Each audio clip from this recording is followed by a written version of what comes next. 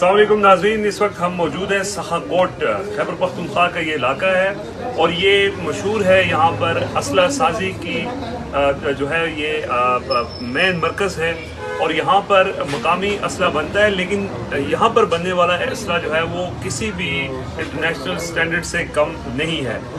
इससे पहले ज़ाहिर है यहाँ पर चूँकि ये इलाका गैर होता था, इस वजह से हुकूमती सरपरस्ती नहीं थी, तो इसको गलत मकासद के लिए इस्तेमाल किया जाता रहा। लेकिन अब चूँकि इसको स्ट्रीमलाइन कर दिया गया है, मेन स्ट्रीम में ले आए हैं इस इलाके को, तो अब अगर इस इंडस्ट्री को हुकूमती सरपरस्ती हासिल हो तो यहाँ पर जो इस असला बनाया जाता है वो इसकी क्वालिटी इस लेवल की है कि वो आलमी मंडी में फरोख्त किया जा सकता है। यहाँ पर जो असला बनाने वाले लोग हैं उनकी कोई एजुकेशन उन्होंने नहीं हासिल की, कोई उसमें डिप्लोमा इन्होंने नहीं किया, कोई डिग्री नहीं हासिल की असला साजी में, लेकिन स्टिल इनका जो असलहा है वो दुनिया की जो आलमी मयार है उसके मुताबिक है, बल्कि उससे बहुत बेहतर जो है वो बनाया जाता है। ये देखें आप, हर तरह का असला यहाँ पर मौजूद है। ये जो गन इस वक्त मेरे पास है 12 बोर की ये गन है। यहाँ पर ये पूरी जो है वो लाइन में आप देख सकते हैं पिस्टल्स यहाँ पे बड़े अच्छे जो है वो मौजूद हैं।